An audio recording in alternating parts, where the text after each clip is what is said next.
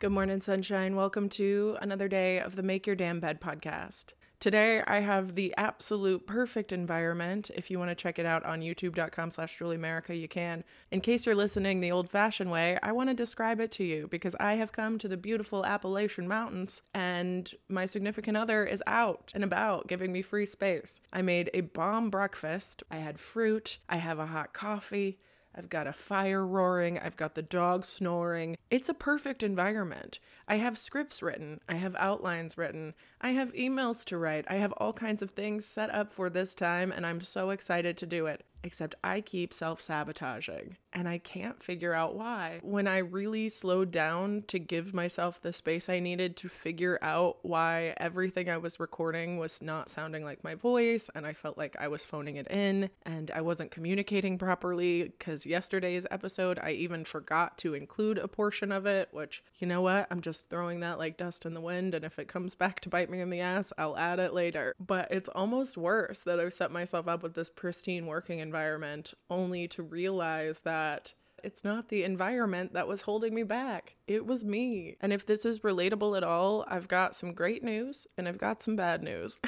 The great news is I have done a ton of research to figure out how to get out of ruts and funks like these. The not so great news is that it's pretty boring and tedious work. And by boring and tedious, I mean it's pretty rote, right? Like it's all things we can do, but it's pretty mundane.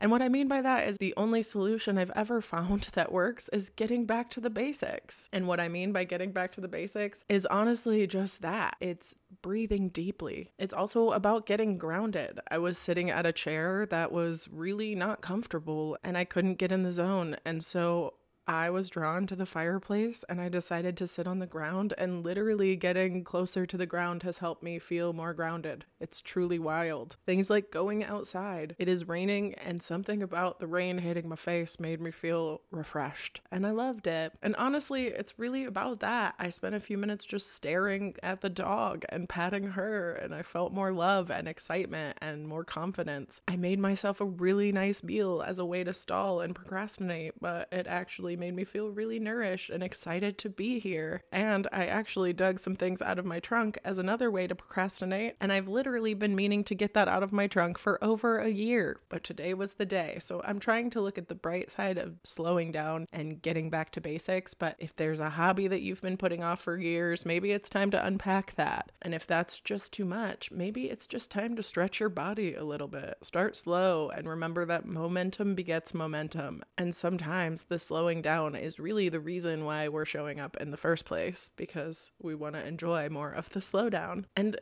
I'm going to say something a little wild, and this might be upsetting for those of you who are a little PG, but you know what? We're going to go rogue. I curse in the title. You should have expected this. And honestly, this is kind of my theory on things like drugs being so popular, is because it gets you to slow down and be in the moment. Like LSD and mushrooms and even weed can make you just stare at something so seemingly mundane and make it seem so incredible in the moment. And once you've done that, you realize you don't really need drugs to do that. And that's why things like mushrooms, I think, last longer than the actual trip, because you are paying more attention to the mundane, which is really incredible. But that's the thing about this process, is it's not attractive and it's pretty boring. And when it comes down to it, it's really not packageable or marketable. And at this point, we've heard it so many times, it sounds like the boring pop song that got played out. But hopefully at a certain point, we'll hear it again and it'll do that full circle thing where we're like, oh, this is a bop though. That's why it got popular, you know? I think it's just so valuable to remember that it's true that life is trash sometimes, and you won't be able to prioritize your values, even though that's all you want to do.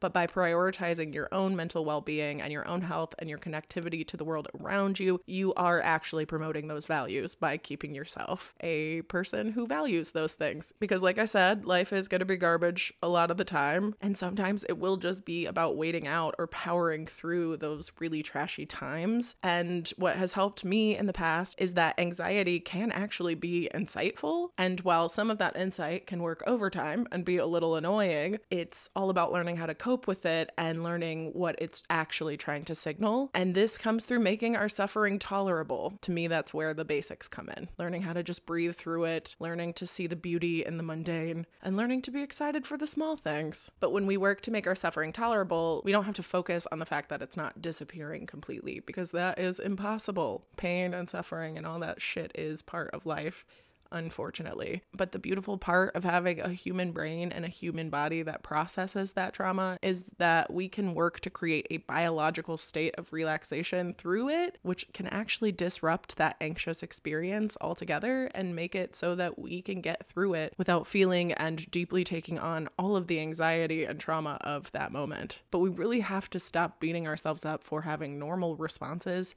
to completely abnormal experiences and environments, because the world is truly wild. And if we didn't react like it was wild, that would be even wilder. I have to end a great quote with a bad one, don't I? It's my curse. All right, y'all, I love you so much. I hope you have a wonderful, wonderful rest of your day. And I hope you remember to breathe and get back to the basics, because sometimes that's really what makes all the difference in the world between your anxious response, which is completely normal, to these ridiculous experiences, you know? All right, I'll talk to you tomorrow while you make your damn bed.